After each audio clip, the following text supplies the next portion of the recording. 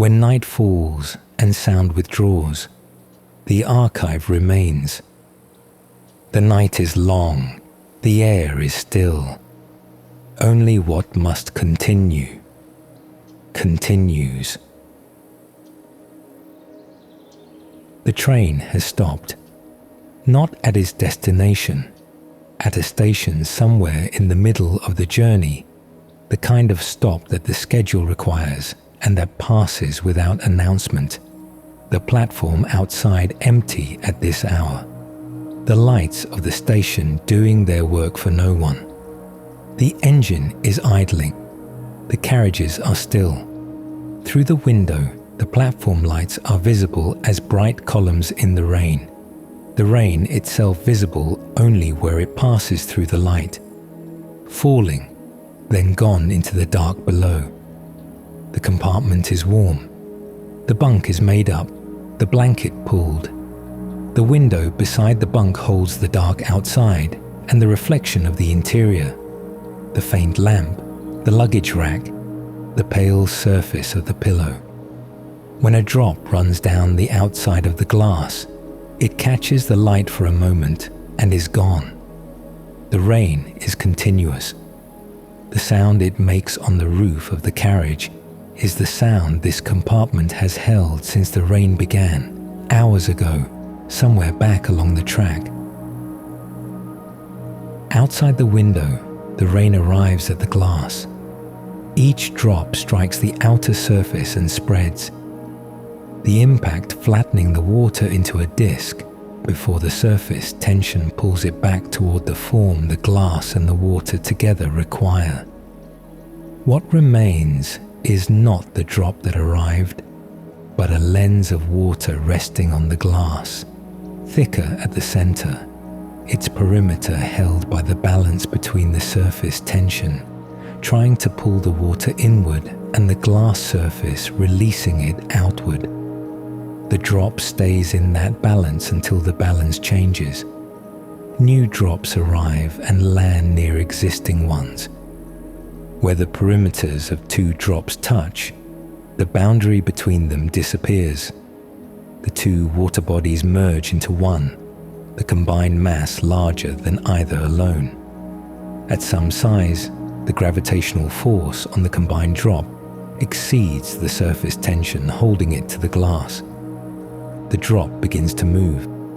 It descends, gathering smaller drops in its path, leaving behind it a thin wet film on the glass, a path of reduced resistance that the next large drop will follow when it forms in the same region and reaches its own threshold. Every morning that it rose, they adjusted in the other direction. The number of these cycles is the number of nights and days this building has stood, a number too large to hold as an image, present now in the current state of every joint.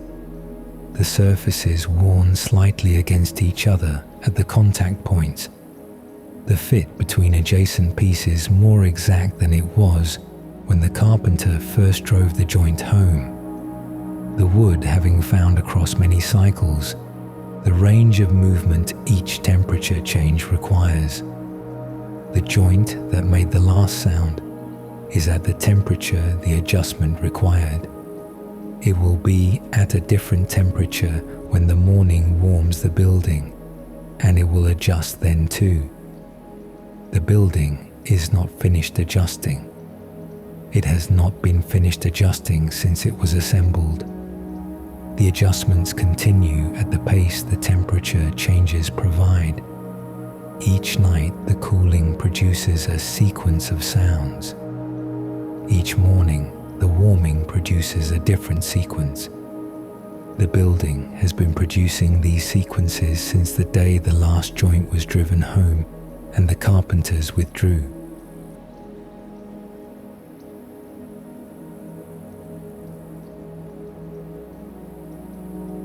On the lower part of the glass, where many drops have already moved, the paths are established.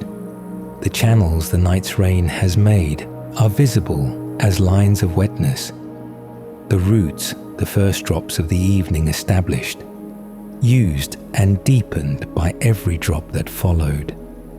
Each drop that moved left the surface slightly different from what it was before. The thin film it deposited lowering the contact angle at that position, making the next drop's movement along that path easier than movement along the dry glass beside it. The paths are not features of the glass. They are what the rain has done to the glass since the train arrived at this station, accumulated in the current state of the surface.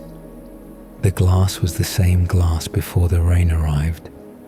What differs between the lower portion, where the channels run, where the surface has been wetted and re-wetted as drops have moved through, and the upper portion, where the drops are still forming, where the rain has not yet produced enough large drops to establish channels, is what the rain has done to each part of the surface in the hours it has been falling.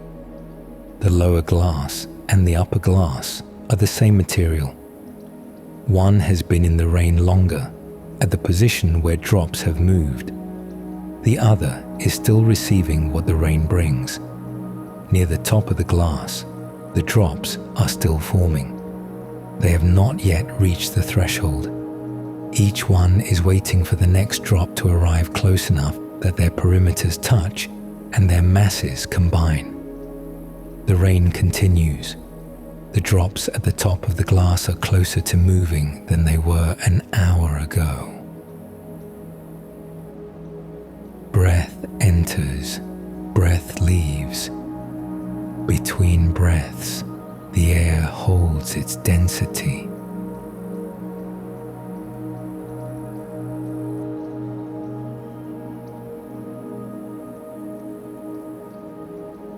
Inside the compartment, a body is under the blanket. The blanket is wool, the fiber that the fleece of the animal produced as it grew. Each strand a coiled structure of keratin, the coil maintained by the chemistry of the molecule. The coil is not rigid. It yields under load and returns when the load is removed. The elasticity built into the molecular structure, the fiber recovering its original length, because the bonds that establish the coil are the bonds that maintain it. The fiber can be stretched and will return. It can be compressed and will return. The returning is what makes wool wool. The surface of each fiber is not smooth. At the scale of the fiber itself, too small to see without magnification. The outer layer is formed into overlapping scales, each one angled toward the fiber's tip, the arrangement similar to the scales of a fish, but at the width of a single hair. The scales create a directional friction between adjacent fibers. A fiber moving in one direction against another meets less resistance than the same fiber moving in the opposite direction, because in one direction the scales slide past each other, and in the other direction they catch. This directional friction is why wool fibers migrate toward each other under repeated movement, why the textile becomes denser at its surface in the places where bodies have most often pressed against it. The blanket on this bunk is thicker at the center than at the edges, the center where the weight has most often been. Between the fibers, air is held still. The textile is not a solid. It is fiber and air alternating, the fibers providing the structure and the air occupying the spaces between. The air in those spaces cannot convect. It is held still by the fiber structure around it, and still air does not carry heat away from what it surrounds. The warmth under the blanket is the warmth of a body enclosed by air that cannot move. The wool is absorbing moisture now. A sleeping body produces water vapor, respiration, evaporation from skin. And this vapor moves into the textile in contact with the body. The keratin fibers receive it, water molecules entering the spaces within the fiber structure, the coils shifting slightly as the molecules settle between the chains. When a keratin fiber absorbs water, it releases a small amount of heat, not much per fiber. Across the full surface of the blanket in contact with the body, across the hours of the night, the total is present as a temperature fractionally above what the blanket would hold without the absorption. The exchange is not one direction. The body gives moisture to the fiber. The fiber gives heat back to the space between the fiber and the body. The fiber that has absorbed moisture is not the same insulator it was before the moisture arrived. Wet fiber conducts heat more readily than dry, the water molecules providing additional pathways. The blanket is altered by what the body gives it. The alteration changes what the blanket returns. The warmth under the blanket is the warmth of this exchange at this hour, not stored. The fiber does not hold heat the way stone holds heat. When the body lifts, the warmth will go with it, the fiber cooling to the compartment temperature over the following hours. What the fiber will hold after the body is gone is the change in its moisture content and the slight compaction of the surface fibers from the weight of the night. The wool will carry those. True wisdom cannot be captured in words. It is found only in the silence between them. Breath enters, breath leaves. Between breaths, the air holds its density.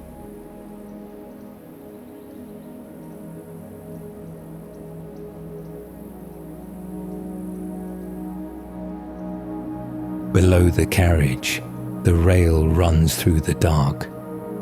The train stopped here, and the wheels came to rest on the rail at the points the geometry of the two surfaces determined.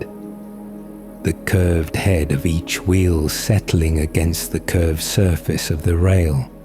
The load of the carriage above distributed through the axles and into the steel at those contact points. The contact area is small relative to the forces it carries. At that small area, the pressure is high. The rail surface and the wheel surface have, over many contacts at many positions along many rails, worn toward each other. The curve of each finding, through accumulated use, the fit that the other's curve produces. The rail on this line is continuous. The sections are welded together into lengths that run for kilometers without a joint. The welds made at a temperature calculated so that when the rail cools to the average annual temperature of this region, the steel is at its neutral state, neither pulling inward from being too cold, nor pushing outward from being too warm. The neutral temperature is the balance point. Below it, the rail wants to be shorter than the space it occupies. Above it, the rail wants to be longer. The fastenings that hold the rail to the sleepers resist both tendencies, holding the rail in position while the steel inside carries whatever stress the difference between the current temperature and the neutral temperature requires. Tonight, the temperature is below that neutral point. The rail has cooled past the temperature at which it was welded. It is at a length the current temperature requires, shorter than the neutral length, held in position by the fastenings. The fastenings resist the contraction. The rail cannot shorten freely.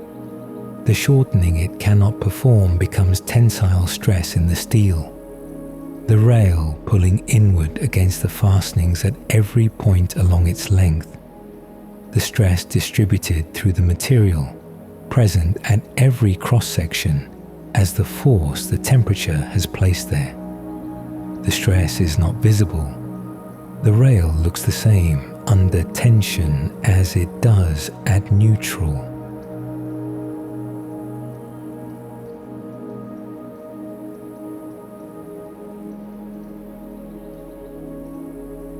The carriage above rests on the rail without knowing. The wheels are in the same contact with the rail surface as they were when the train stopped. The bending stress from the weight of the carriage is added to the thermal tension already in the steel.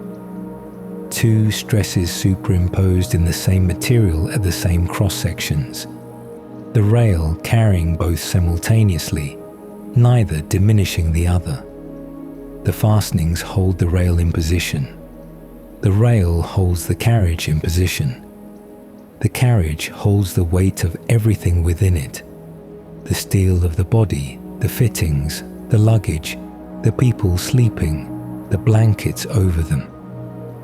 As the night deepens, the temperature continues to fall.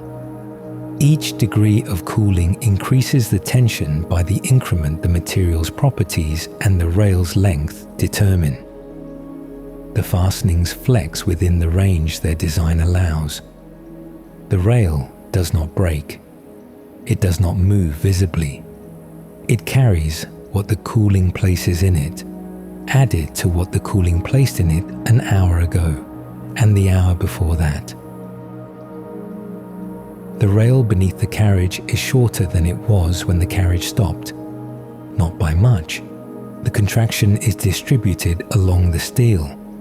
Each fraction contributed by each fraction of temperature drop since the train arrived. The shortening is not something the carriage registers. The carriage has not moved. The rail is shorter, and the carriage does not know it, and the fastenings hold what the cooling has tried to move. True wisdom cannot be captured in words. It is found only in the silence between them. Breath enters, breath leaves. Between breaths, the air holds its density.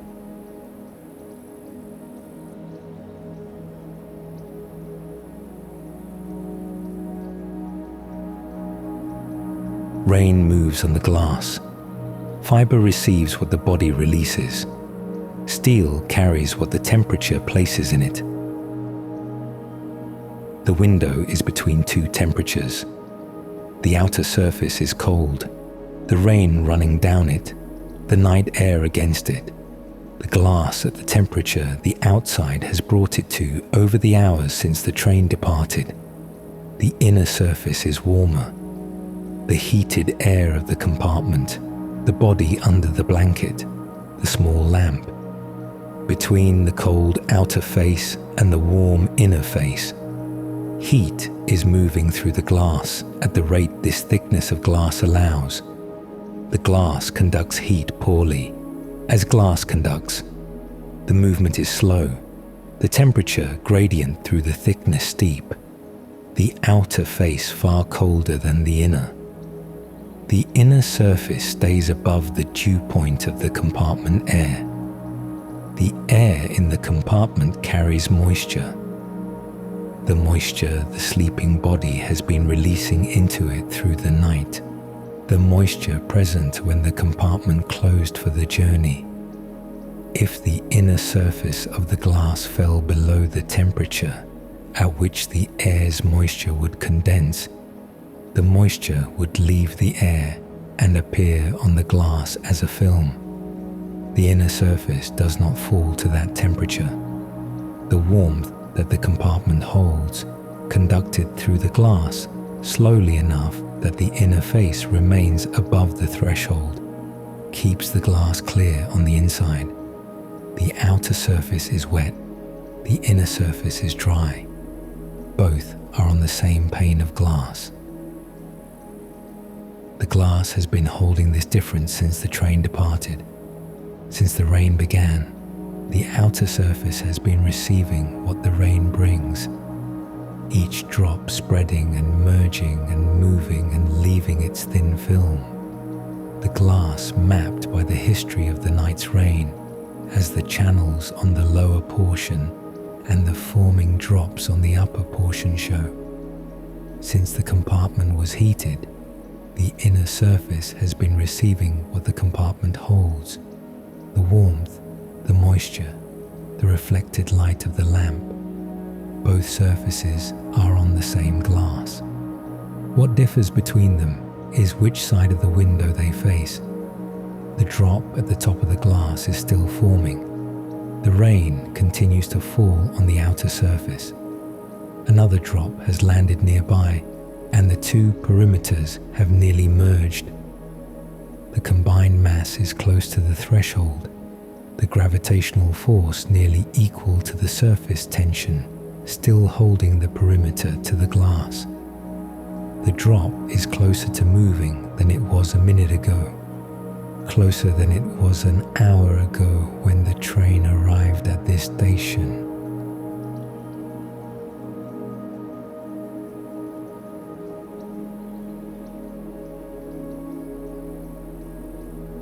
The drop has not moved yet. It is at the mass the rain has made it. At the temperature the night has made the glass, holding its position by the margin that remains between the force pulling it down and the force holding it in place. The margin is smaller than it was. The rain continues. The blanket holds the warmth the body has placed in it over the hours of the night. Not indefinitely. Warmth does not accumulate in wool the way chalk accumulates in a blackboard's pores. The heat the fiber holds is the heat being continuously supplied.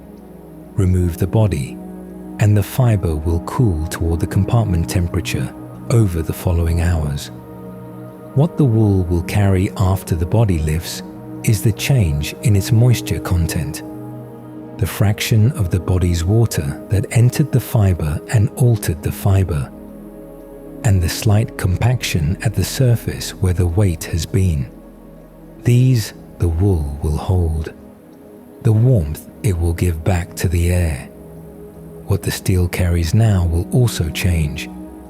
When the temperature rises in the morning, when the sun warms the rail above its neutral temperature, the tension the cold has placed in the steel will pass through zero and become compression, the rail pressing outward against the fastenings that tonight are holding it from contracting. The stress the rail carries at this hour is the stress of this temperature, this night. By midday, it will be a different stress. The rail will hold that one as it holds this one, invisibly, without showing it, carrying what the conditions place in it. The rain continues on the glass. The fiber continues to receive what the body releases. The steel continues to carry what the temperature has placed in it. The rail beneath the carriage is still shorter than it was when the carriage stopped.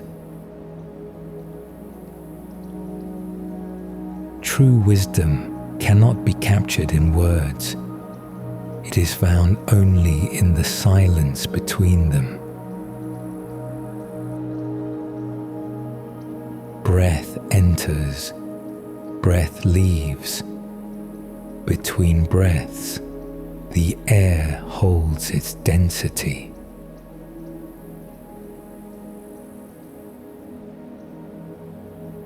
When night falls, the archive remains.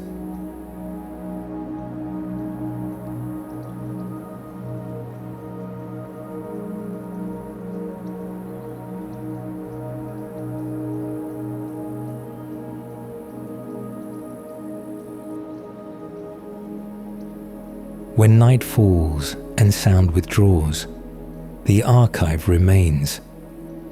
The night is long. The air is still. Only what must continue, continues. The books are on the shelves where they have always been, not arranged for the night, left as the last hand placed them, spines outward, the titles reading across the shelf in the order that the years of acquisition produced, rather than the order any single intention designed. Some lean slightly, the books on either side not quite sufficient to hold them vertical, the angle the result of what was removed and what remains. Some stand perfectly upright, held by the pressure of their neighbors, the contact between adjacent spines maintaining a geometry that none of them could hold alone. The shop is closed. The lights at the front have been switched off. One lamp remains on at the back of the room. A low wattage, angled toward the floor, sufficient to see by if someone were here to see. No one is here. The lamp illuminates the lower shelves nearest to it, the light reaching the upper shelves only as a diffuse remainder, the books near the ceiling in near darkness, the books at the back of the deepest shelves in darkness complete. The rain is on the windows. Outside, it falls on the street and on the sills and on the glass. The sound it makes on the glass is present in the room as a low, continuous register, not loud enough to be called sound in the ordinary sense, present enough to mark the boundary between inside and outside, between the still air of the shop and the moving air beyond the glass. The rain does not enter. It runs down the outside of the glass in the paths the night has established and reaches the sill and goes from there into the drain. The air inside the shop has not moved since the door was last opened. Whatever temperature and humidity the room reached when the last customer left is the temperature and humidity it holds now, modified only by the slow exchange through the gaps in the building envelope, the slight cooling that the night produces in a room that no longer has people in it, the moisture that the walls give up or receive at the rate the materials allow. The air is still. The rain is on the other side of the glass. Inside, the books are on the shelves, and the lamp is on, and nothing is moving.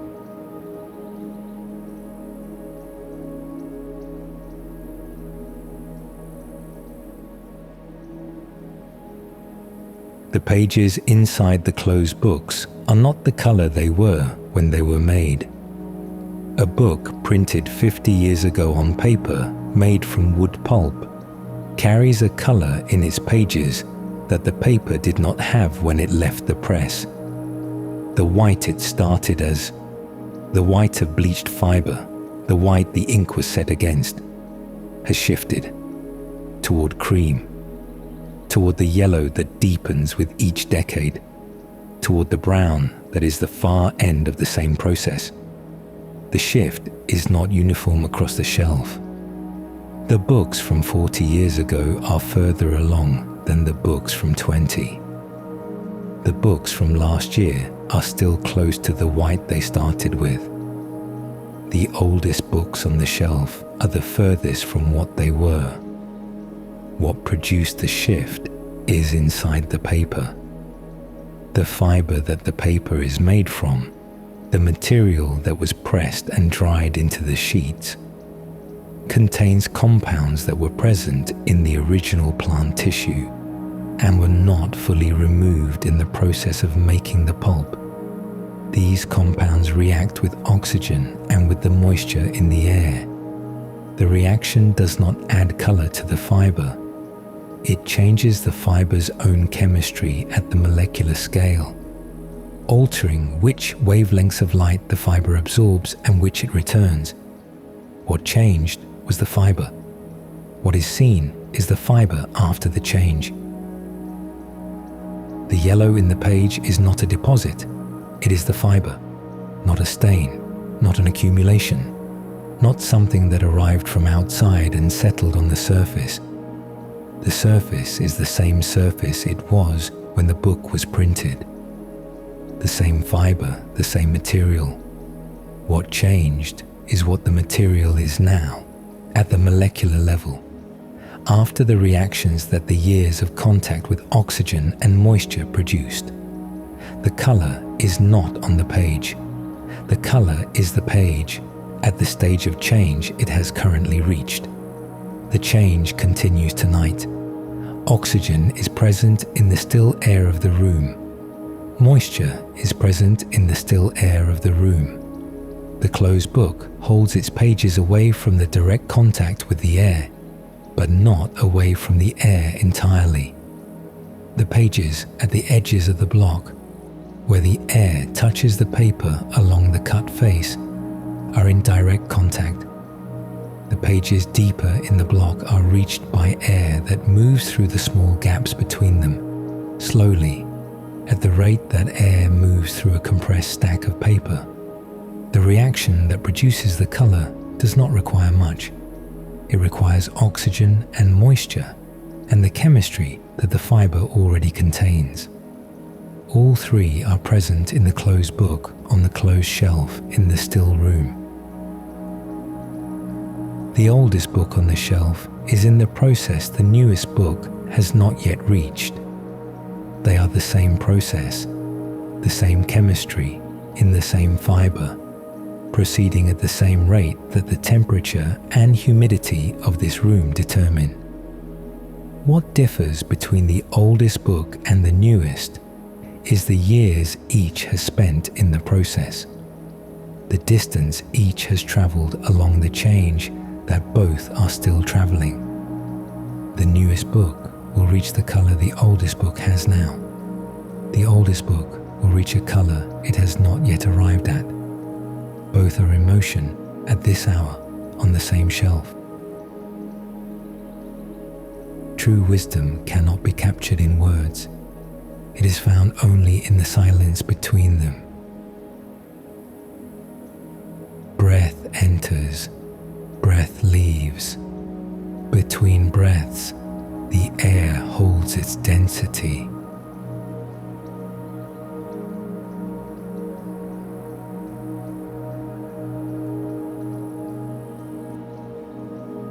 The leather on the older spines is not what it was when it was put there. Leather begins as animal hide, a dense mat of protein fibers, the fibers interlocked in a three-dimensional arrangement that gives the material its characteristic combination of strength and flexibility. The flexibility comes in part from the moisture the fibers hold, and in part from the oils introduced during the tanning process, which keep the fibers from adhering to each other at their crossing points. The fibers can slide against each other slightly. That sliding is flexibility. Without it, the structure becomes rigid, and rigidity in a material that was made to flex produces fracture. The oils in the leather on these shelves have been leaving for years. Not quickly, not all at once. The volatile fractions of the oil move from the surface of the leather into the air at the rate the concentration difference between the leather and the air requires. The less volatile fractions remain longer. Over years, the fractions that can leave do leave, and what remains in the leather is a smaller proportion of oil than was present when the binding was made. The fibers that the oil kept separated are closer to each other now. At some crossing points they have begun to adhere. The sliding that was possible when the oil was present is no longer possible at those points. The stiffness of the old cover is not something added to it. It is the cover after the oils have gone. The leather that was flexible when the book was bound has not had stiffness imposed on it from outside. No force has acted on it to change its mechanical state. What changed is the internal condition of the fiber network, the proportion of oil present, the number of crossing points where the fibers are now adhered rather than free to slide. The stiffness is the current state of a material that has been losing the component that enabled it to move. On some of the older spines, the surface has a different texture near the edges, where the spine meets the board, where the cover is bent each time the book is opened. The surface fiber has begun to break down at the outer layer. The fiber that reached the surface, already drier than the fiber beneath, already further along in the depletion of its oil content, has separated into a fine material that is present at the surface as a slight roughness, a texture between smooth leather and something that is almost particulate. This is not dust that arrived from elsewhere. This is the leather at its surface in the current state of its fiber. The oil that left the leather is in the air of this room, not in any quantity that changes the room's character. The amount that moves from leather to air on any given night is small. The total from all the leather-bound volumes on these shelves added together still small, but present at the concentration the leather's content and the air's current dryness require, moving from the surface where it is more concentrated to the air where it is less, continuing at this hour as it continued last night and the night before. The leather gives to the air what the air does not yet hold. The leather holds less than it did. Breath enters, breath leaves. Between breaths, the air holds its density.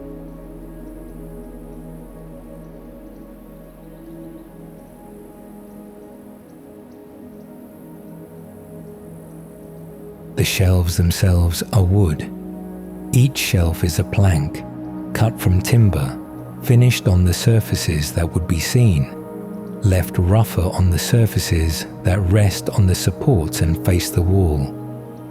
The finish on the visible surfaces has been worn in the places where hands most often reached. The front edge of each shelf, where fingers gripped while pulling a book. The surface smoothed and darkened by years of the same contact in the same place. Further back, where hands rarely reached, the finish is closer to what it was when the shelf was installed. The wood of each shelf is not a fixed object. It is a material in exchange with the air around it. The cells that make up the wood contain spaces within their walls where water molecules can be held loosely, held at a quantity that the humidity of the surrounding air determines. When the air is humid, the cells take in more water, the walls expand, the plank grows across its width. When the air is dry, the cells release water, the walls contract, the plank narrows. The plank that has been on these supports for 30 years has expanded and contracted with every season of those 30 years. Humid summers pulling it one way, dry winters pulling it the other. The shape the shelf holds tonight is the shape this humidity requires, not the shape it held last winter when the heating made the room drier and the cells had released more of their water. Not the shape it will hold next summer, when the humidity rises and the cells take in more.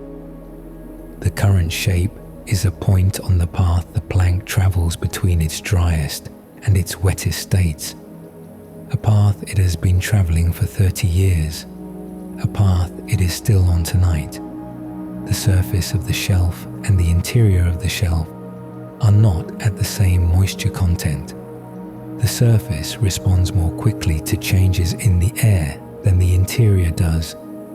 When the humidity in the room rises, the surface cells begin to take in water within days. The interior cells take weeks. At any given moment, including this one, the outer layers of the shelf plank are at a different moisture content than the layers at the center. The difference is small, it is present as a slight tension within the wood, the surface at a different dimension than the interior would prefer, the material accommodating the difference across its thickness. This tension is what produces the slow change in the shelf shape over years, the gradual response of the interior to conditions the surface has already experienced. Tonight in this room, the humidity is what the rain outside and the closed air inside together produce. The shelf is responding to it. The surface cells are at the moisture content this humidity determines. The interior cells are at the moisture content the weeks before this night produced. Both are in the same plank, at different states, the plank as a whole at the position on its path that these conditions place it. True wisdom cannot be captured in words. It is found only in the silence between them. Breath enters, breath leaves. Between breaths, the air holds its density.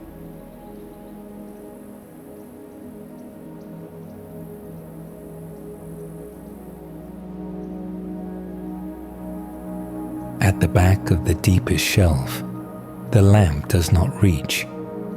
The books there are in darkness. They have been in darkness most of the hours of most of the days they have been on this shelf. Reached occasionally, returned, left again in the position the return placed them. The darkness does not protect them. The reactions that are changing the fiber of the pages do not require light to proceed. The acids in the paper, the oxygen in the air that moves slowly through the gaps between the pages, the moisture that the closed room holds. These are present in the dark as in the light. What light does is accelerate certain reactions. Its absence slows them. It does not stop them. The books at the back of the shelf are changing more slowly than the books near the lamp, not stopped. The fiber in the pages of the books at the back is in the same process as the fiber in the pages of every other book on these shelves. The same chemistry, proceeding at the rate the temperature and humidity and the compounds already present in the fiber determine. The darkness removes one factor that would accelerate the process. The process continues with what remains. The leather on the spines at the back of the shelf is losing its oil content at the same rate as the leather near the front. Light does not affect the oil's departure. The concentration difference between the leather and the air does. That difference exists in the dark as in the light. The fibers at the crossing points in the leather at the back of the shelf are adhering to each other at the same rate as the fibers in the leather near the lamp. The shelf holds both equally. The darkness makes no distinction. The wood of the shelf at the back wall is in exchange with the same air as the wood of the shelf nearest the door. The moisture content of the cells at the surface of the back shelf plank is the moisture content that this room's air requires. The interior cells of the back shelf plank are at the moisture content the preceding weeks produced. The plank at the back is on its path between dry and humid states. The plank at the front is on the same path. They are at different positions on that path only because their histories of exposure differ slightly. Different proximity to the door, different frequency of direct contact with outside air when the door opened. The path is the same path.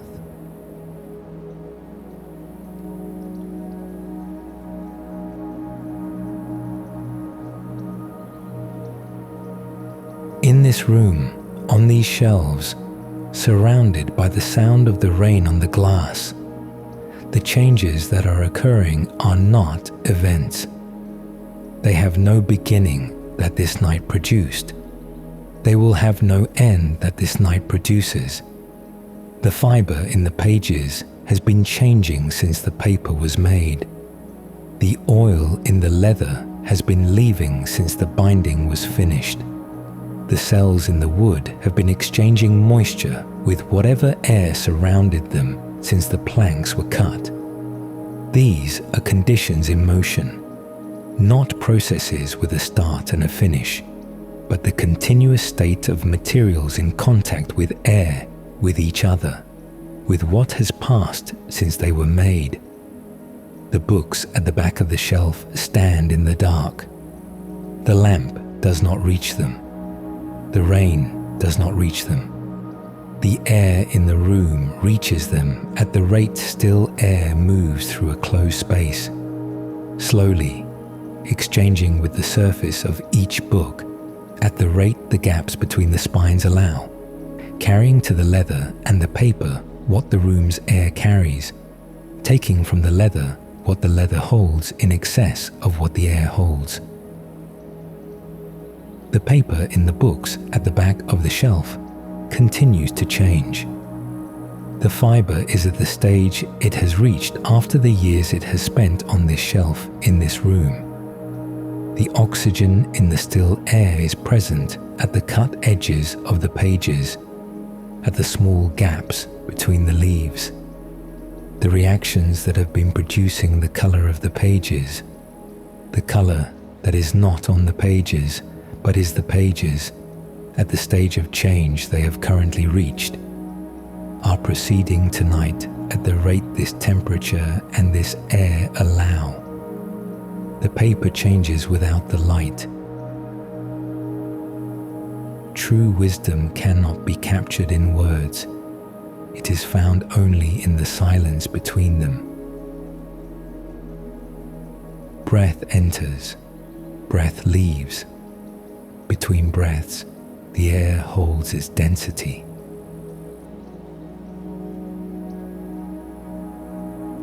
When night falls, the archive remains.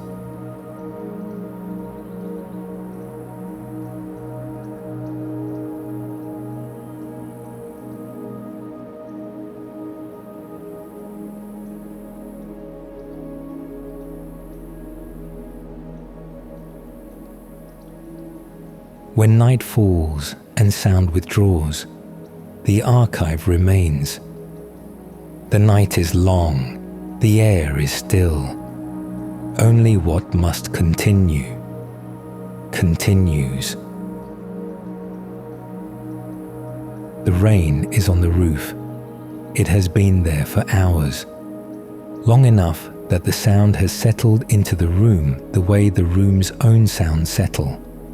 Present without demanding attention, the rhythm of it not quite regular, not quite random, the drops arriving in clusters and gaps that the weather above produces without pattern.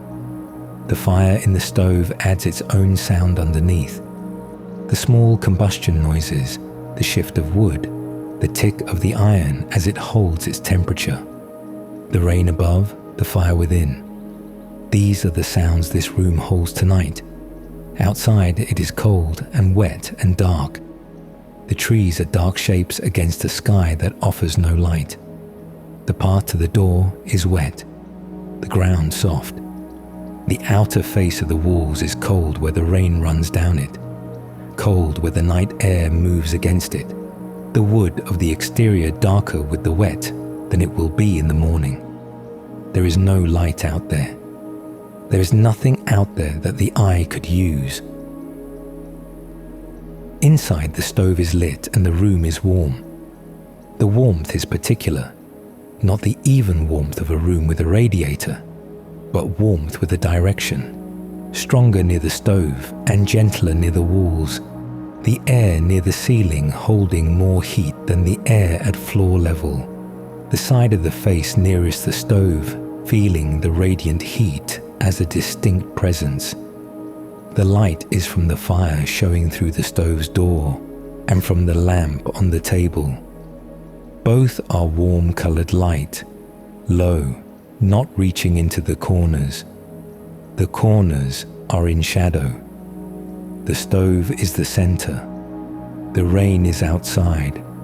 The fire is inside. Between them are the walls.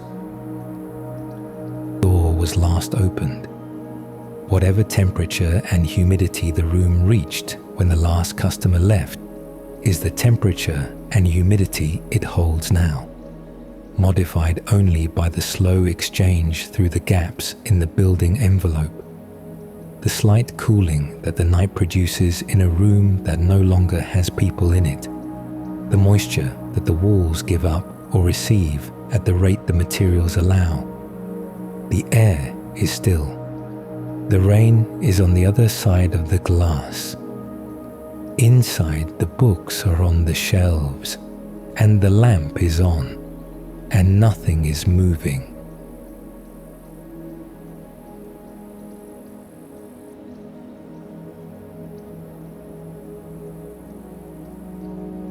The walls are built from timber, logs or planks, the thickness chosen for what the forest and the builder judge sufficient for winters in this place. The outer face of the wall is cold tonight. The rain runs down it, and the air moves against it, and the wood of the outer surface has reached the temperature the outside conditions require.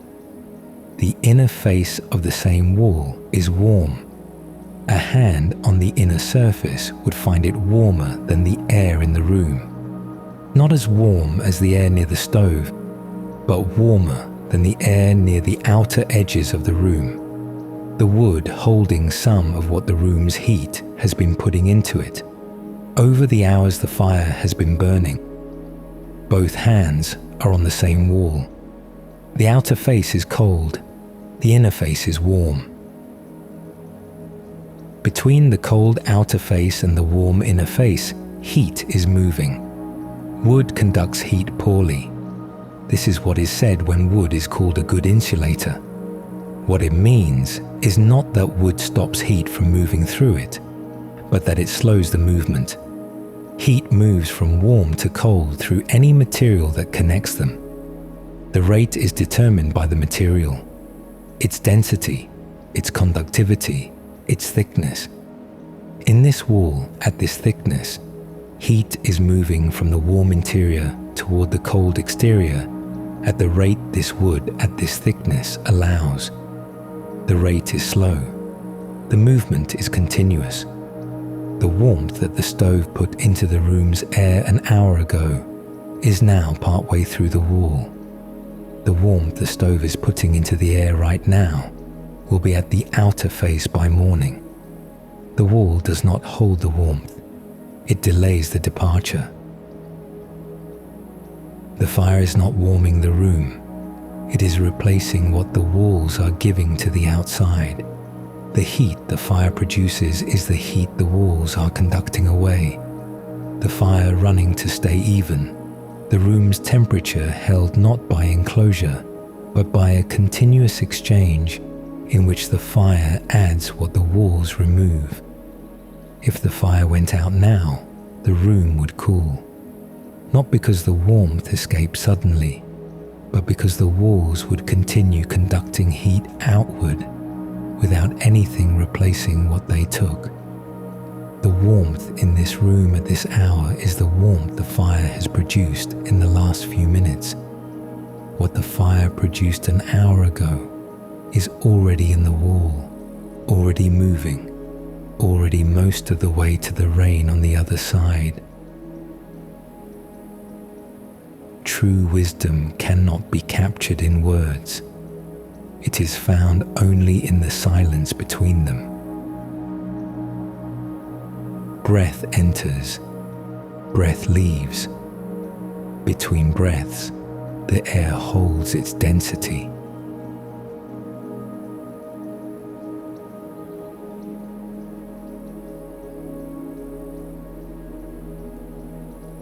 The stove has been burning since before the rain began. Cast iron, The metal poured in its liquid state into the mold that defined the shape, cooled and solidified into the thick walls, the flat top, the hinged door, the legs. The iron has been in this room through the seasons this cabin has stood. The summers when no fire was lit and the stove sat cold. The winters when fires burned in it for weeks without stopping. The temperature cycling from cold to hot and back again, with every fire lit and every fire allowed to die. At the temperature of a wood fire, iron changes.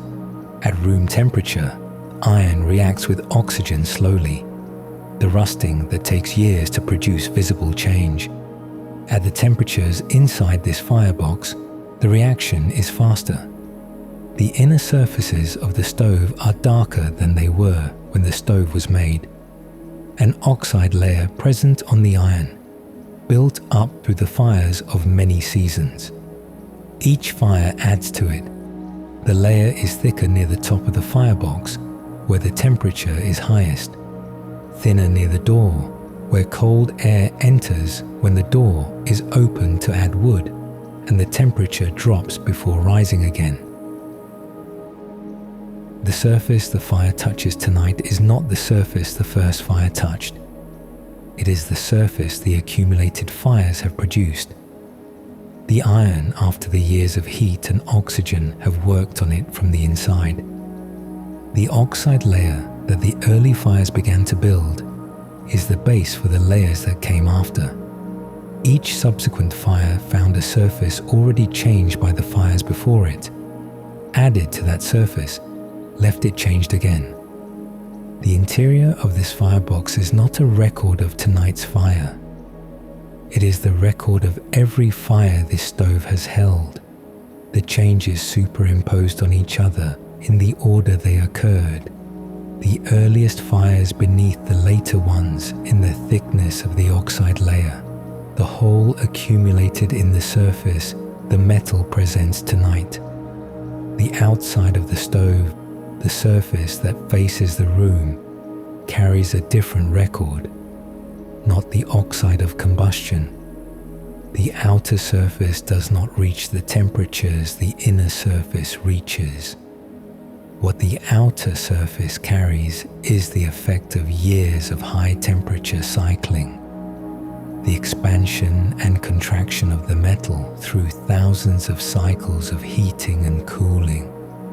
The surface hardened and darkened by what repeated thermal stress produces in iron. The stove that sits in the center of this room is not the stove that was installed.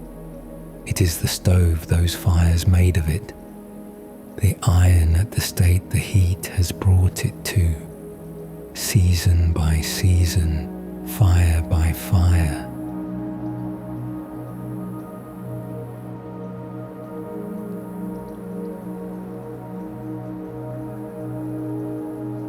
The fire inside it burns at the same temperature as the fires that came before.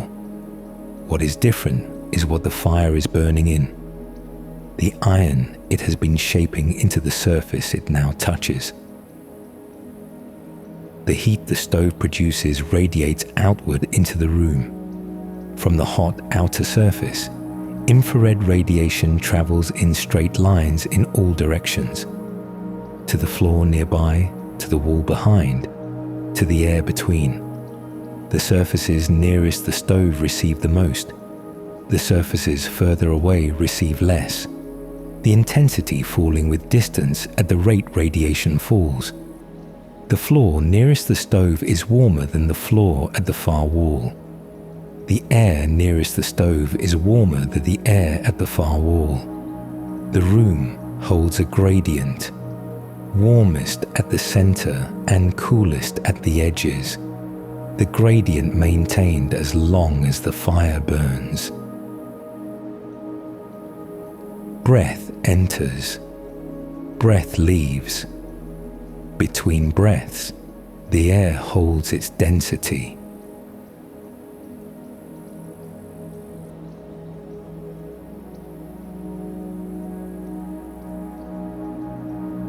The The wood of the floor and the ceiling beams is drying. The cabin's timber, the floor planks, the beams overhead, the interior wall surfaces came from trees that held water in their cells as living tissue requires. When the trees were felled and the wood was cut and dried, most of that water left. What remained is the moisture the wood holds in equilibrium with the surrounding air, a quantity that rises when the air is humid and falls when the air is dry. The wood giving up water to dry air and accepting water from humid air at the rate the air's conditions and the wood's surface area allow. In winter, with a fire burning, the air inside this cabin is dry. The stove heats the air. Warm air holds more moisture than cold air can. But the air in this room was not given more moisture when it was heated, only more capacity. The moisture it already held, at the temperature it had before the fire, now represents a smaller fraction of what the heated air can hold. The relative humidity of the room drops when the fire heats the air. Dry air draws moisture from the surfaces it contacts. The floor nearest the stove is drier than the floor at the far wall, not because the far wall is protected, because the floor nearest the stove has been receiving the warmest, driest air for the longest. The air the stove heats directly, the air that moves along the floor after descending from the ceiling, the air with the lowest relative humidity in the room. The cells in the floor planks nearest the stove have given up more moisture to this air than the cells in the planks at the far wall. Their current moisture content is lower. Their dimensions are slightly different. Wood that has lost moisture is fractionally narrower across the grain than wood that has not. The gap between the nearest plank and the one beside it is not the gap that was there in summer.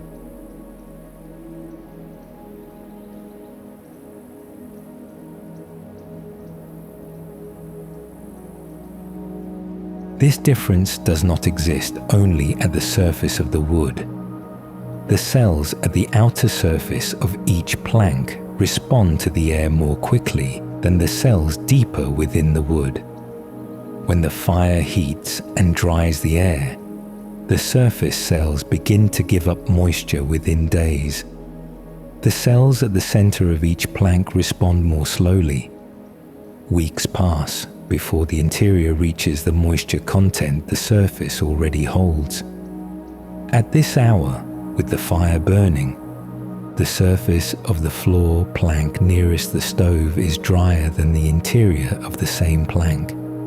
The plank is in two states simultaneously: the state the heated air has brought the surface to, and the state the preceding weeks have left the interior at. The plank is not a uniform object with a single moisture content. It is a gradient in itself. Drier at the surface, less dry toward the center, the difference present in the slight tension between the layers that are trying to be at different dimensions. The beams overhead are drying unevenly. The beam that runs directly above the stove has been in the warmest, driest air of the room for every fire this cabin has held. Its moisture content is lower than the beam at the far end of the room. Both beams were cut from the same forest, dried to the same standard, installed in the same season. What differs between them is where each has been in the room, which air it has been exchanging moisture with, for how long, at what temperature. The beam above the stove and the beam at the far wall are the same wood in different states. The difference produced by the gradient the fire creates and has been creating since the first fire was lit in this room. The fire warms the room. The fire dries the room. What the fire dries is the wood that the room is made of. True wisdom cannot be captured in words. It is found only in the silence between them. Breath enters, breath leaves. Between breaths, the air holds its density.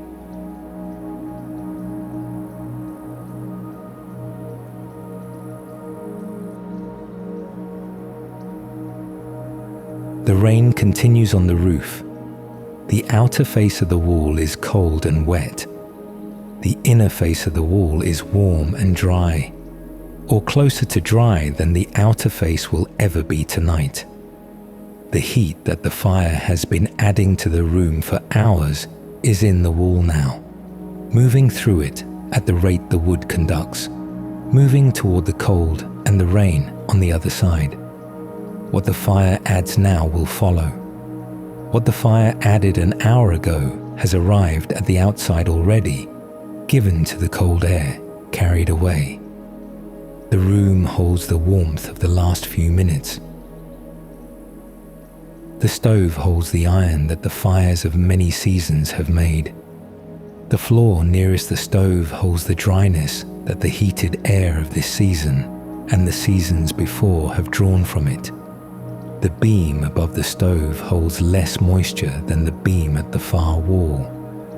The difference the fire's own record in the wood, written season by season in the cells that gave up what the dry heated air required. These are not the same kind of change. The iron of the firebox is changed by heat and oxygen. The metal altered at the surface, the change not reversible. The oxide layer that this season adds will still be there next season, under whatever this season adds. The moisture content of the floor plank is changed by the dry heated air. The change reversible in principle. The plank that is dry now will take moisture back if the air humidifies, the wood returning toward what it was before the fire. But the wood that has cycled through many seasons of drying and re-wetting is not identical to the wood before the first cycle. The fibers have moved against each other. The compression and expansion have left their own record in the grain.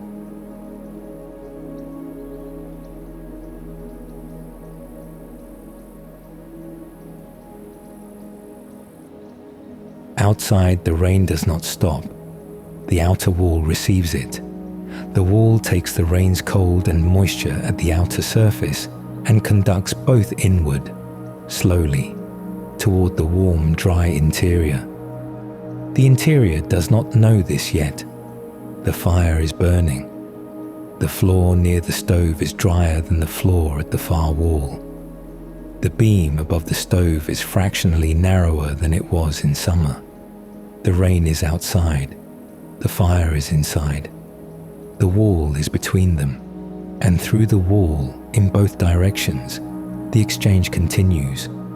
The fire's heat moving out, the rain's cold moving in, neither stopping, neither arriving all at once. The room maintained by what the fire replaces and the wall delays. The fire warms the room by giving to it what the walls take away.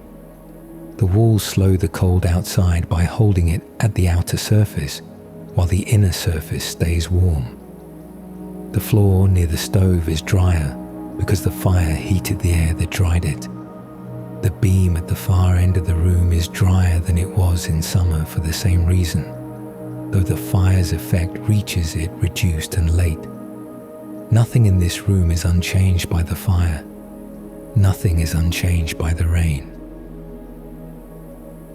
The board at the far wall is still giving moisture to the air the fire made dry. True wisdom cannot be captured in words. It is found only in the silence between them. Breath enters, breath leaves. Between breaths, the air holds its density.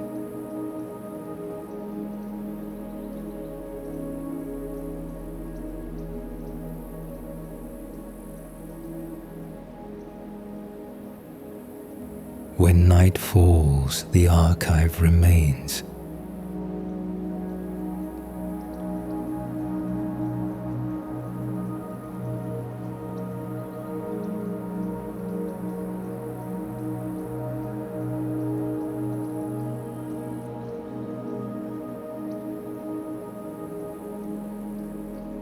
When night falls and sound withdraws, the archive remains. The night is long, the air is still. Only what must continue, continues. The light is turning. It has been turning since before the weather changed, since before the sky at the horizon took on the color it has now. The dark that is not the dark of ordinary night, but the dark of cloud massed and moving, the darkness of a system arriving from the south. The sea below has changed too. The surface that was relatively flat at sunset is not flat now. The swells longer and deeper, arriving at the rocks below without the intervals the afternoon had. The wind has been increasing for hours. The light keeps turning. From the lantern room at the top of the tower, the beam sweeps the water in the arc the optics define. A few seconds of darkness, then the beam passing across the surface of the sea, illuminating whatever is out there at the moment the beam reaches it. Then darkness again as the rotation carries the beam past and on. The interval is fixed. The rotation is continuous. Below, the storm is arriving. Above, the light turns at the rate it has turned every night this tower has stood. The tower is stone, granite mostly, the local stone, quarried from the headland, cut and dressed, and laid in courses that the builders calculated to carry the weight of the structure and resist the forces the site would place on it. The walls at the base are thicker than the walls at the top, wider at the foundation, tapering slightly as the tower rises. The geometry chosen to keep the center of mass low and the resistance to lateral force high. The builders knew what this site would bring. They built for it. The stone has been here since the tower was built. Each block in its position since the mortar set, since the scaffold came down, since the first light was lit at the top and the tower began its function. The storm that is arriving tonight is not the first storm this tower has stood in. The stone has been in this position through every storm the years have brought. The winds that came from the south like this one, the waves that reached the base and broke against it, the spray that rose higher than anyone watching from the shore would have expected, the salt air that surrounded the tower at every point and at every hour of every day since the tower was made.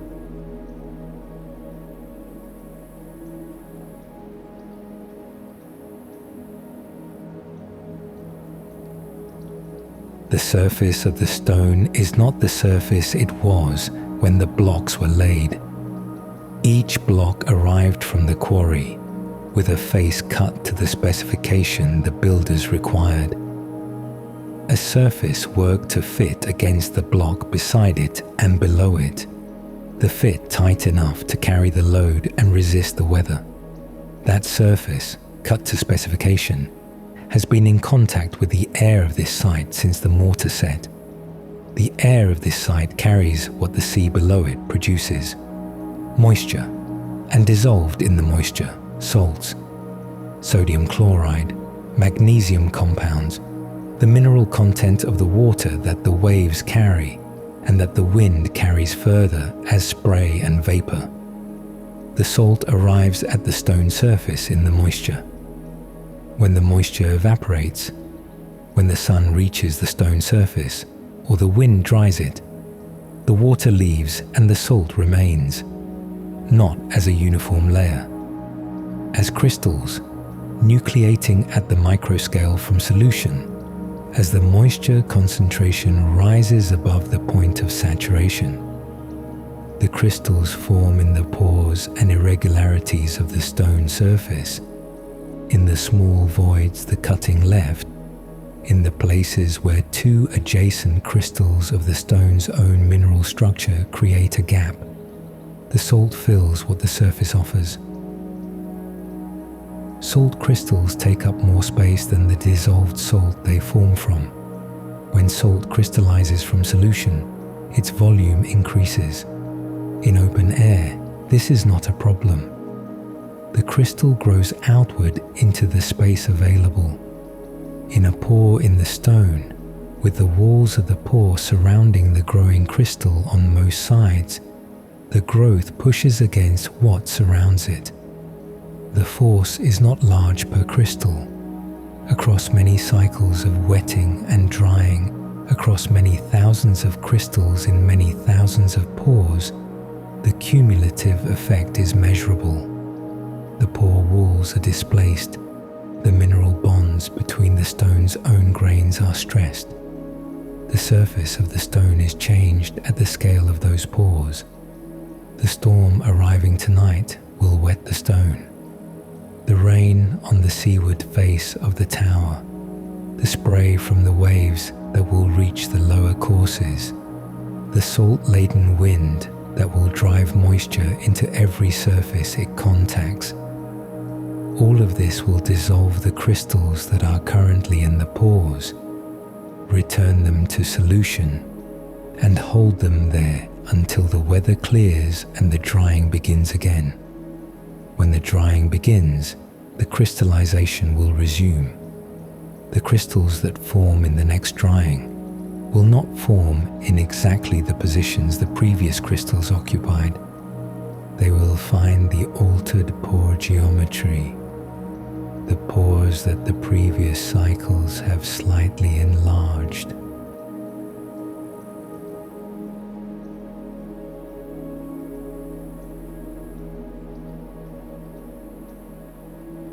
The storm has entered the wall as salt. Not this storm.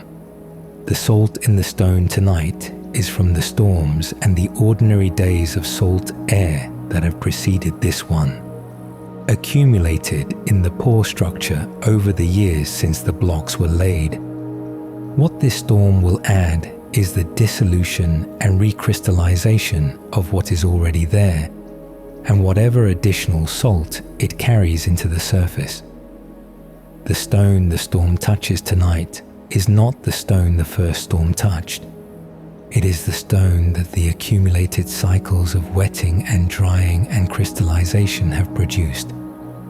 The surface altered at the microscale by everything the site has brought to it. The light turns above this stone. The stone holds what the weather has put into it. True wisdom cannot be captured in words. It is found only in the silence between them. Breath enters, breath leaves. Between breaths, the air holds its density.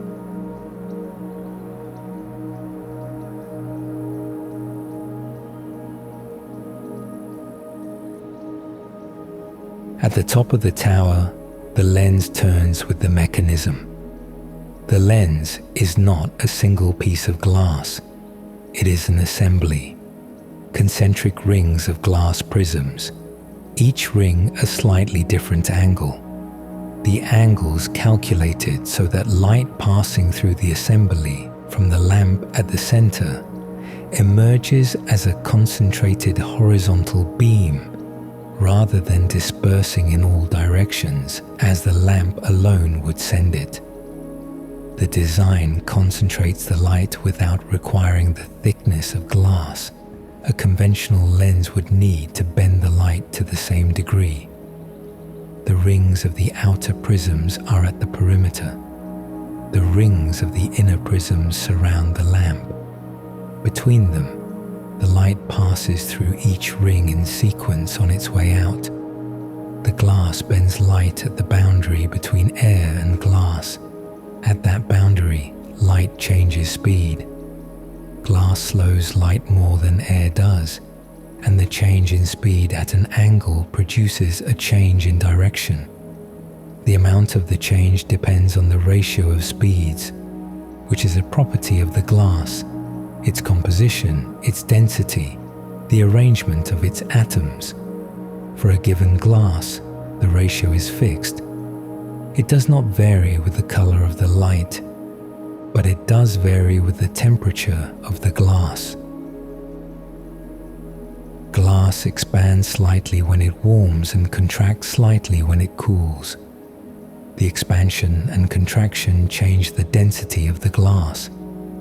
The same atoms in a slightly larger or smaller volume, packed more loosely or more tightly. Density affects how much the glass slows light. A denser glass slows light more, bends it more at the boundary. A less dense glass slows light less. The difference is small. Fractions of a percent across the temperature ranges a lighthouse lens encounters.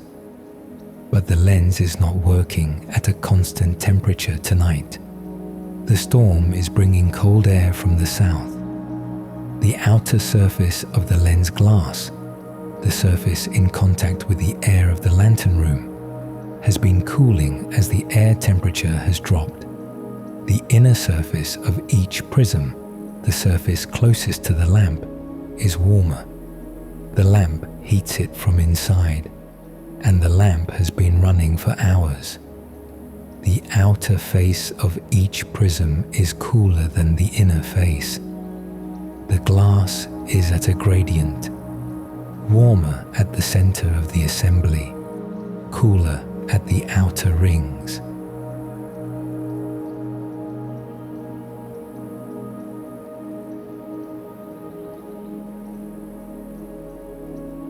The light passing through the outer rings of the lens is being bent by cooler glass than the light passing through the inner rings.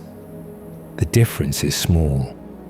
The beam that emerges from the lens is still a beam, still coherent, still directed horizontally, still sweeping the sea at the angle the design intended. But the precise path each ray of light takes through the glass is determined by the glass's current temperature, which is not the temperature the glass had an hour ago, and is not the temperature it will have by morning. The lens the storm is cooling is not the lens the calm evening produced. The beam that sweeps the water tonight is the beam this glass, at this temperature, in this weather, produces. The light is the same light it has always been, in the way the tower is the same tower. The mechanism turns at the same rate. The lamp burns at the same intensity. The prisms are in the positions the assembly fixed them in. And the temperature of the glass varies with the weather, and the stone of the walls holds more salt than it did when the tower was built, and the beam that goes out over the water tonight takes the path that all of these current conditions together determine. True wisdom cannot be captured in words. It is found only in the silence between them. Breath enters, breath leaves. Between breaths, the air holds its density.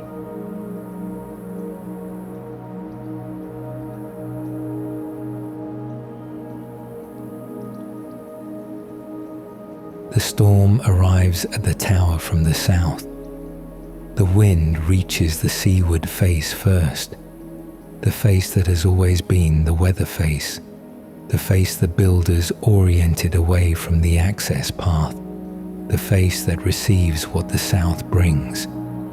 The rain comes with the wind, driving against the stone horizontally, rather than falling on it from above, reaching the surfaces that vertical rain would not reach. The undersides of the stone courses, the joints between the blocks where the mortar is, the narrow ledge at the base of the lantern room where the gallery railing meets the wall. The salt in the pores of the seaward face is dissolving. The rain carries fresh water, low in mineral content, far below the saturation point for the salts in the stone. When this water reaches the stone surface and enters the pores, the concentration difference drives the salt from the crystal state back into solution. The crystals that were in the pores are dissolving at the rate the water's low concentration and the pore geometry allow. The pore walls are briefly free of the pressure the crystals had placed on them. The stone is, for this interval, less stressed at those points than it was before the rain arrived. The seaward face and the landward face are receiving different weather tonight.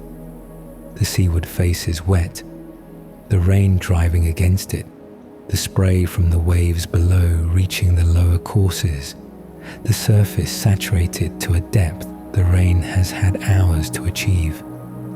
The landward face is sheltered from the direct rain, though not from the wind, which wraps around the tower and arrives at the landward face diminished but present. The pores in the seaward stone and the pores in the landward stone are in different states. The seaward pores holding dissolved salt in solution, the salt working its way deeper into the stone as the water carries it. The landward pores holding salt crystals that have not yet been reached by the storm's rain. The crystals still in position, still pressing against the pore walls as they have been since the last drying. The same storm is doing different things to different faces of the same tower.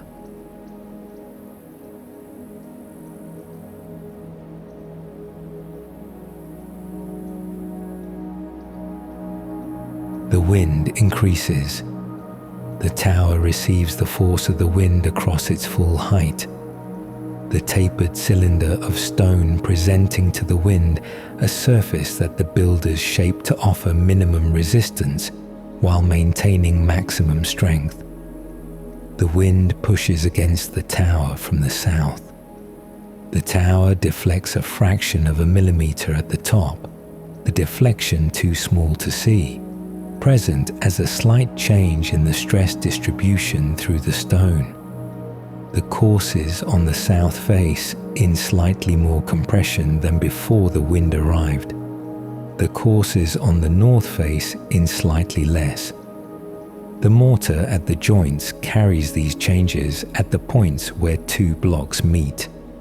The tower has been deflecting in the wind since the first storm.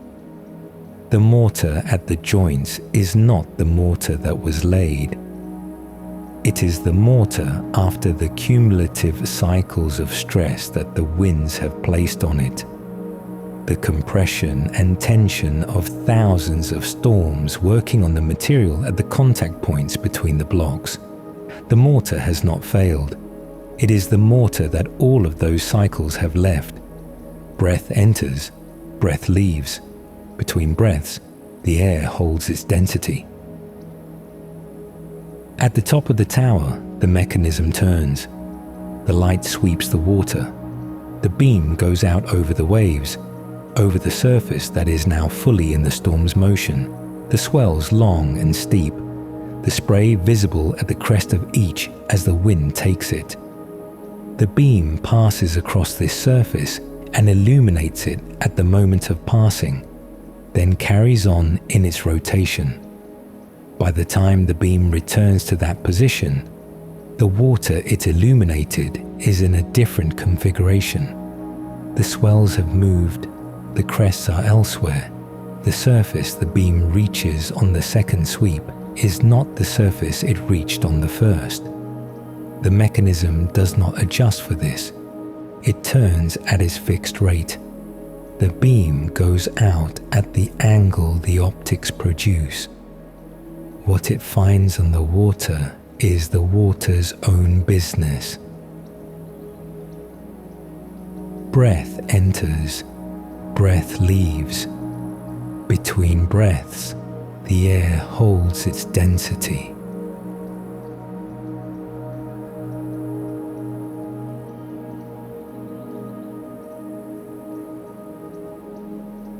The storm is inside the wall and outside the wall simultaneously. Inside, as the salt that the previous storms and the salt air of ordinary days have deposited in the pore structure, currently dissolving in the rain, the present storm is driving into the stone. Outside, as the wind and rain and spray arriving at the surface, entering the pores, dissolving what has accumulated there, carrying into the stone whatever additional mineral content the present storm's water holds. The tower stands in the storm and holds the storm within it. The light turns above both. When the rain passes, the drying will begin. The salt solution now in the pores will concentrate as the water evaporates. The concentration will reach the saturation threshold and the crystallization will resume. The salt returning from solution, nucleating in the altered pore geometry the previous cycles produced, growing as the drying continues, pressing again against the pore walls. The pores will be under pressure again. The stone will be in the state the drying always returns it to. The state slightly different from what it was before this storm, because this storm's dissolution ran a little deeper, widened the pores a little further than the last drying left them. In the stone of the wall, the salt that the storm carried is still dissolving and reforming. True wisdom cannot be captured in words. It is found only in the silence between them. Breath enters, breath leaves. Between breaths, the air holds its density.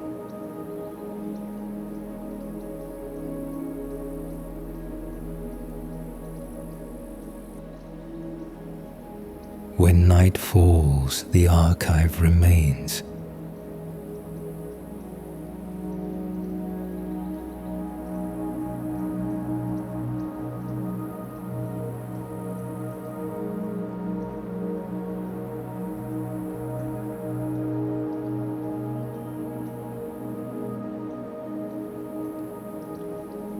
When night falls and sound withdraws, the archive remains. The night is long, the air is still. Only what must continue, continues. The inn is quiet now. The last meal was cleared hours ago.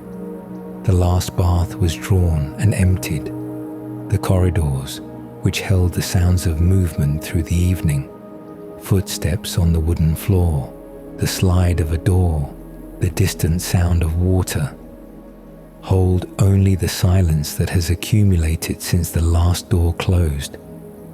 The building has settled into the night the way buildings settle, not all at once, but gradually, each room going quiet as its occupant stilled, the silence moving through the structure from room to room until the whole inn held only what the night brought in through the gaps in the walls and the spaces beneath the doors. The tatami room is lit by a single lamp.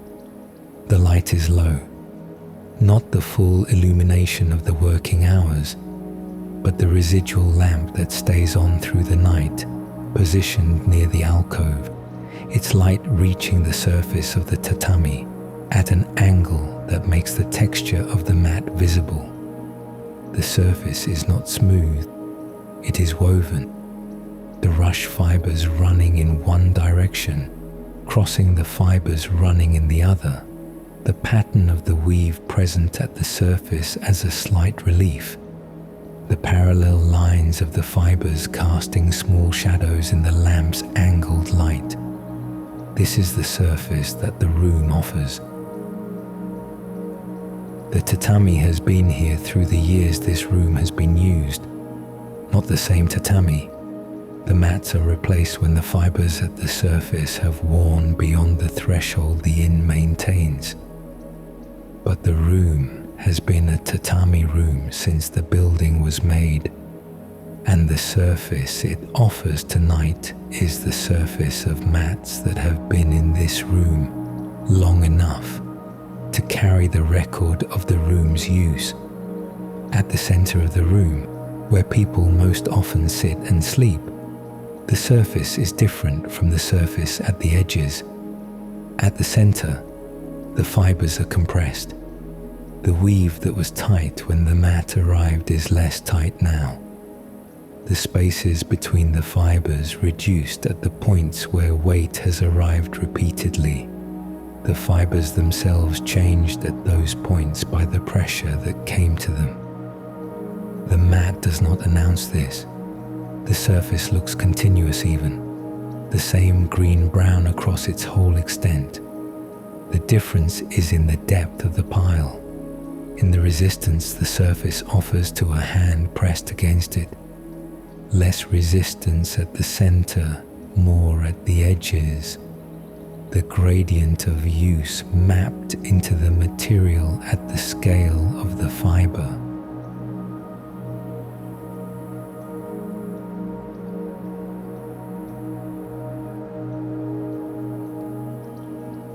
The rush that the tatami is woven from is a hollow fiber.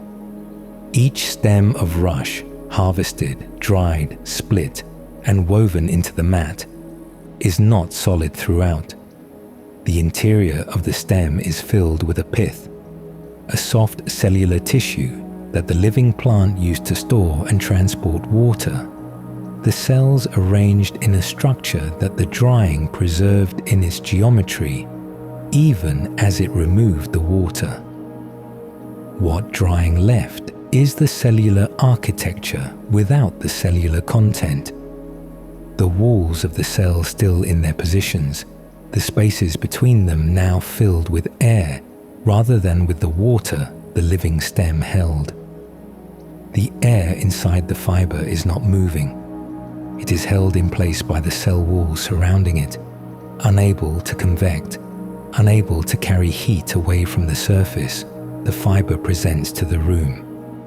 This is what makes tatami warm underfoot in a way that stone is not. The air the fiber holds, immobilized by the cellular structure, acts as insulation between the surface and whatever is below it.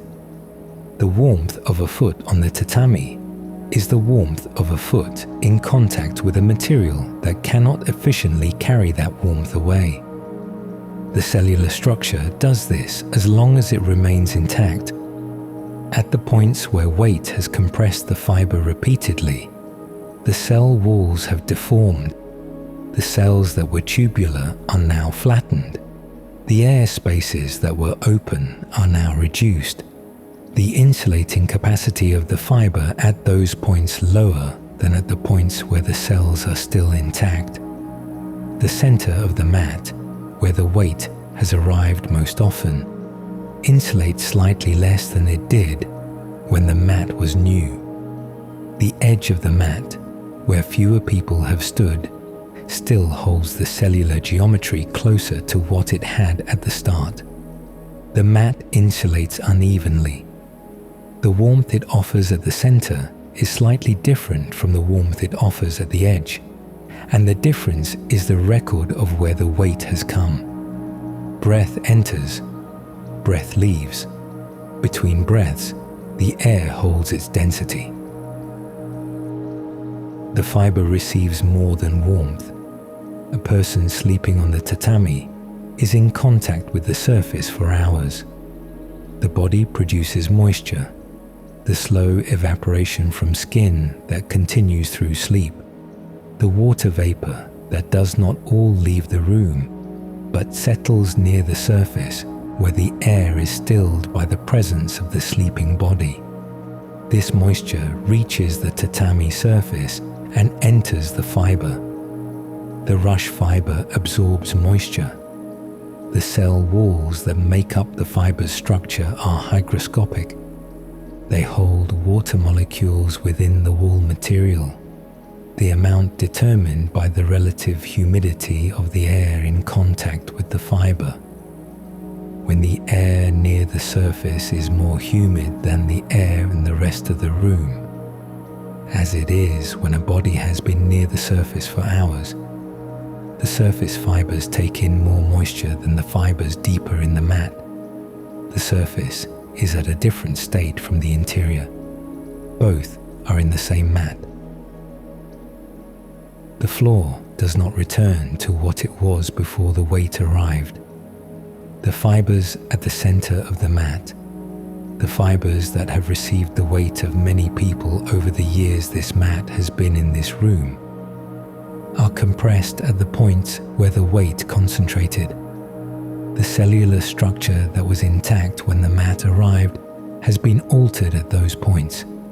The cell walls in contact with each other, the air spaces reduced, the pith that once held those spaces open now more densely packed. The surface the mat presents at those points is the surface that the accumulated weight has made of it. When a person rises from the tatami in the morning, the mat does not return entirely to what it was before they lay down. The compression that the night produced in the fiber is not fully elastic.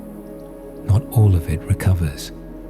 What remains is a small permanent change, added to the permanent changes of all the previous nights, present in the current state of the fiber at those points, as the difference between the surface here and the surface at the edge where fewer people have lain. True wisdom cannot be captured in words. It is found only in the silence between them. Breath enters, breath leaves. Between breaths, the air holds its density.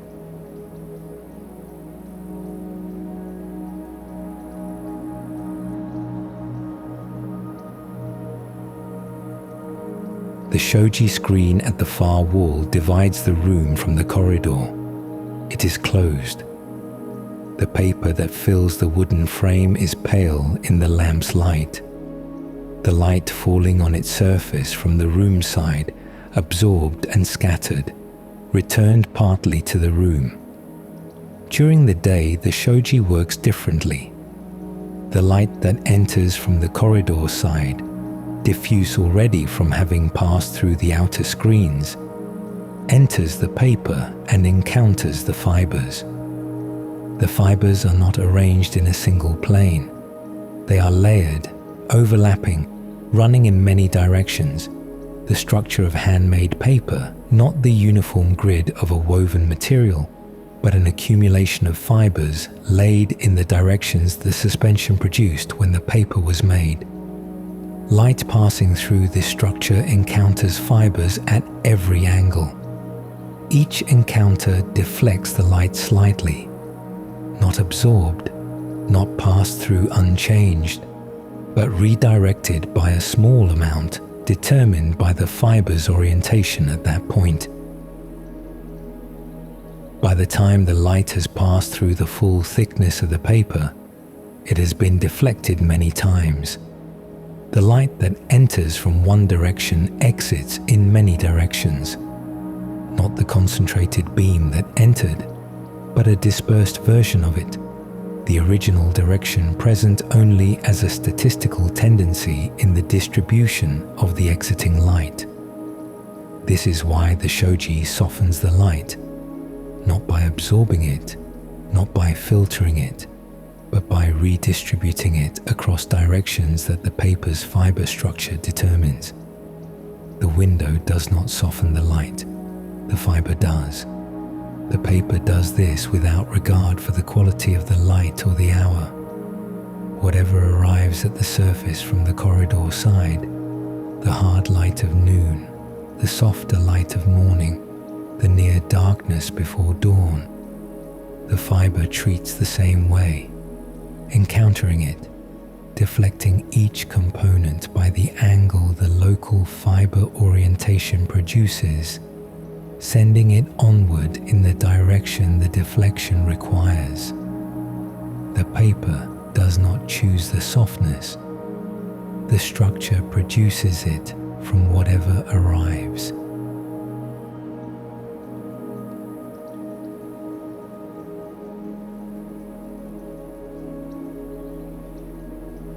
The paper of the shoji is not the same paper it was when it was installed.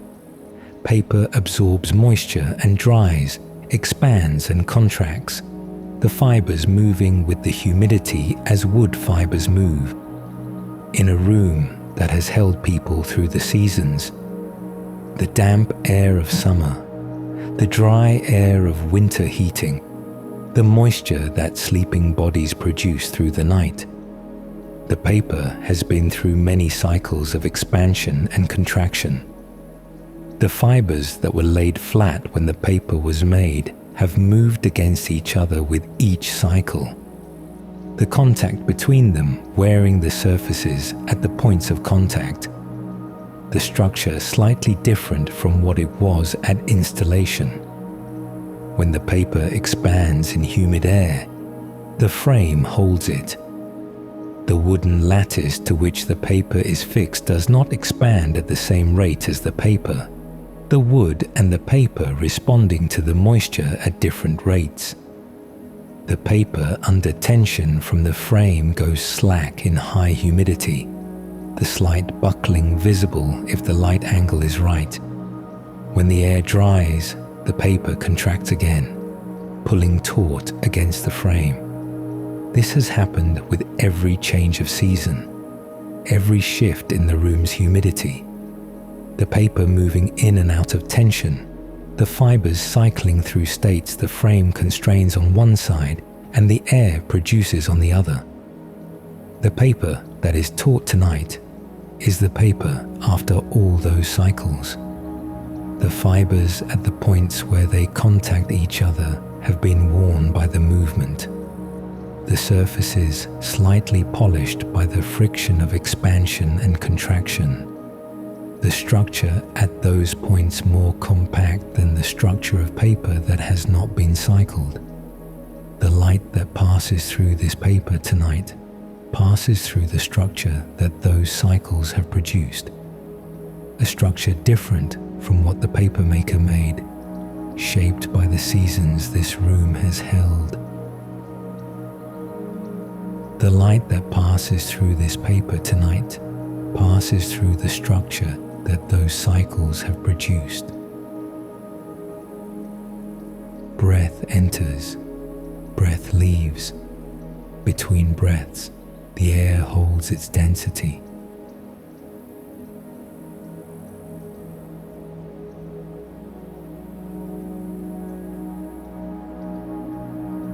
Elsewhere in the inn, the bath is empty. The water was drained after the last guest finished. The stone of the bath, the walls of the tub, the floor of the bathing room, the flat ledge at the edge where people sit before entering the water, is wet from the last use but cooling now. The heat the hot water left in the stone surface moving outward through the stone toward the cooler air of the room and toward the cooler stone deeper in the wall. The stone is not only cooling. The water that filled this bath carried what the earth it came from carries. Minerals dissolved in it from the rock formations through which it passed on its way to the surface. The concentrations vary with the source, but there is always more mineral in the water than in the air above it. The water holding in solution more than would dissolve at surface temperature and pressure. When the hot water contacts the stone of the bath, the conditions change. The temperature at the stone surface is lower than the temperature of the water at the center of the bath. At the boundary, where the hot, mineral-laden water meets the cooler stone, the solubility of the minerals decreases. What was dissolved in the water at the higher temperature is less soluble at the lower temperature of the stone surface. The excess comes out of solution, not all at once, not in a visible rush, but at the rate the temperature difference and the mineral concentrations determine. The minerals crystallize at the stone surface, nucleating at the microscale on the irregularities the stone presents, building over the years of use. The stone at the edge of the bath is not the stone that the water first touched. The surface has received what each use deposited, the minerals that the water of each bath could no longer hold in solution at the temperature of the stone. The deposit is thin, thinner than paper at most points, present as the difference in color and texture between the stone where the water reaches and the stone where it does not. Slightly rougher, slightly paler. The record of the water written on the surface the water contacted.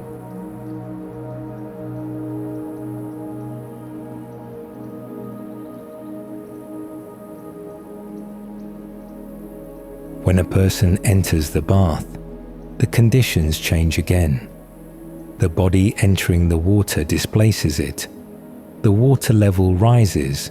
The water that was at one temperature mixes with the cooler water near the edges. The overall temperature of the bath dropping as the body's own temperature and the water's temperature find their balance. This cooling changes the solubility of the minerals in the water. What could remain dissolved at the higher temperature becomes less soluble as the water cools. The rate of deposition at the stone surface changes with the person in the water. The cooling the person produces altering the concentration gradient at the stone boundary, changing the rate at which the minerals leave the water and arrive at the stone. The person in the bath is part of the condition the stone is responding to. Not in any way the person would notice, not in any way that changes the experience of the bath, but present as a change in the rate of mineral deposition at the stone surface. The stone receiving from the water at a slightly different rate during the bath than before it. The deposit building at a slightly different pace in the hours a person spends in the water than in the hours the bath sits empty and at temperature. The deposit is still forming, not from the bath water. The bath is empty, the water is gone. What is happening now is different. The residual water on the stone surface, the thin film that did not drain with the rest, is evaporating. As it evaporates, the mineral concentration in the remaining film increases. When the concentration passes the saturation threshold, the minerals in the film come out of solution and add to what is already on the surface. The stone that will receive the next bath is not the stone that received the last one. It is the stone after tonight's evaporation has finished with what the last bath left. In the tatami room, the lamp is still on. The surface of the mat at the center of the room holds the compression of many nights. The fibers at the edge hold less. The edge is where fewer people have lain. The fiber there closer to what it was when the mat arrived. The shoji at the far wall holds the structure that the cycles of humidity have produced in the paper. The stone of the empty bath holds the deposit of the water that has passed over it. Each surface is still in the process that the inn's use continues. The mat receiving whatever the night will bring, the paper in exchange with the room's air, the stone completing tonight what the last bath left unfinished. The mineral film on the stone of the bath is still losing its water. True wisdom cannot be captured in words. It is found only in the silence between them. Breath enters, breath leaves. Between breaths, the air holds its density.